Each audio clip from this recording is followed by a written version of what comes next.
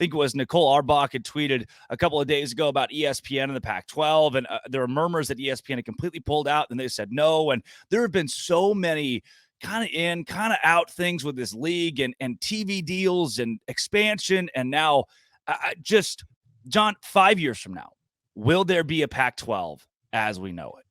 I don't think so. No. I mean, you lose your two big guys, UCLA, USC. We know that Washington and Oregon don't want to be there.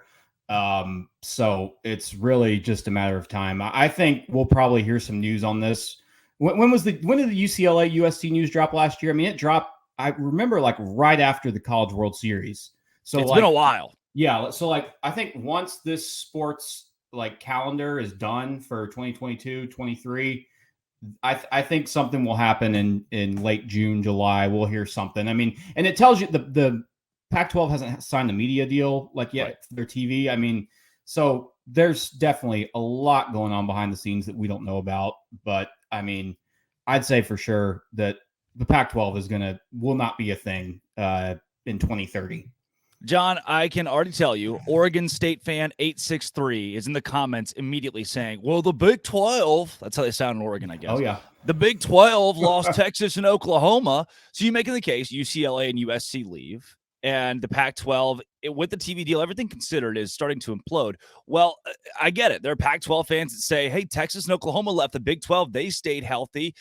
What do you think makes this different about the two premier teams in the Pac-12 leaving as compared to what Texas and OU did in the Big 12? Because Texas and OU are two iconic brands in sports. And I mean, they're leaving to go to a bigger market or to a bigger conference. They're going to be making like $40 million more a year. But yeah. I mean, I think what channel are Pac-12 games going to be on this new TV deal that they're talking about? I mean, they're going to be on PBS or C-SPAN? I mean, who wants the Pac-12 Remember on their TV? The Nintendo DSs? You think we get like a deal with Nintendo? And just like you have to buy a DS to watch Washington State play Cal this weekend? Yeah, exactly. It's going to be some crazy thing like that, streaming thing.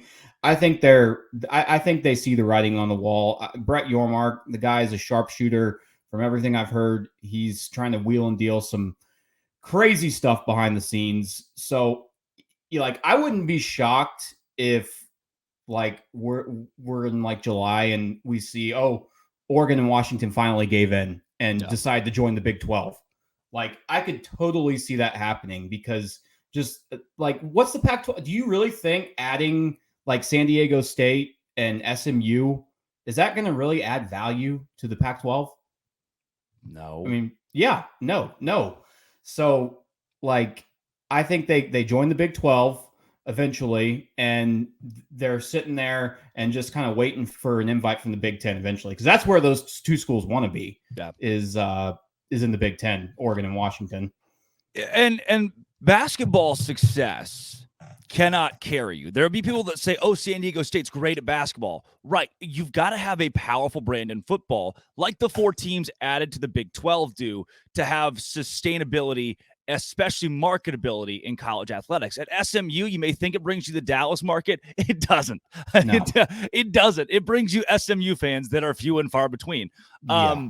The one crazy thing, though, John, there's so many people who think still Oregon and Washington fans like, we're a shoe-in for the Big 10. Why do you have those two teams as better fits, or at least better odds to go to the Big 12 and the Big 10? Well, so I don't think that the odds are leaning towards the Arizona schools, Colorado, and Utah. I just think at the end of the day, when it comes down to the money and how much money you're going to be making, I think that Oregon and Washington will eventually be able to make more money in the future Big 12, whereas if they stay in the Pac-12 and get some crappy media deal.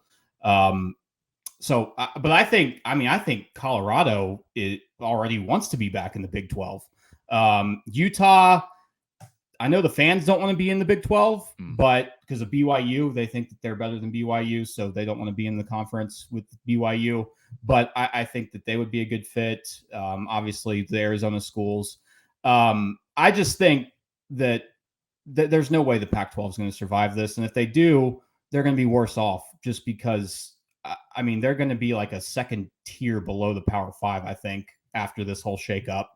Yeah. Now, John, the Colorado situation too is one that has gotten sticky for me. I was of the thought 2 weeks ago, like, oh, great. I really want Colorado to be in the Big 12. Their chancellor comes out and says, hey, we're staying in the Pac-12. We're good. We're here. And within 48 hours, the entire football team enters the transfer portal. And the spring game was a debacle. It felt like as good as Colorado looked as a selling point for the Pac-12 to say, look what we've got. Our branding's going to be better. Our marketing's better. And then that entire deal came crashing down with the last 2 weeks, Colorado really looking like a dumpster fire. Yeah. Do you see Colorado devaluing itself day by day? Because it's what it looks like with everything taking place right now. Yeah. I mean, let's look at Colorado. I mean, over the last 20 years, I mean, they were good in the 90s at football, have had some success in basketball. They don't have a baseball team. So there has not been a lot of success. I mean, I think the move to the Pac-12 was horrible for Colorado, but I do still think they're a big enough brand to where they're still attractive to join for a conference. Cause then you get if you get the Colorado, you get the Denver market. And they have a pretty passionate fan base. They've just been so bad over the last decade that I mean, it's hard for them to get excited about something. But I mean, over the last, since Dion has been hired, I have seen more Colorado fans come out of the woodwork than I have in the last 5 or 6 years. Yeah. So I think the brand is still there for Colorado. Now the transfer portal thing with Colorado, I mean, that was just a nightmare. And the way that Dion's doing this, we'll see if it pays off. I personally don't. I think it was too aggressive and just cutting kids. I mean, I think that team will struggle to win 4 or 5 games next year. I just don't think they have the depth in the trenches. But to answer your question, I think Colorado is still an attractive brand to add to a major conference. I could see them being one of the first 4. If not, I think Oregon and Washington are spearheading this. Once they jump ship from the Pac-12, then you're going to see the other schools, the 4 corner schools, basically do the exact same thing. I posed it like this: Colorado is in a lifeboat, and they are clinging to the Titanic.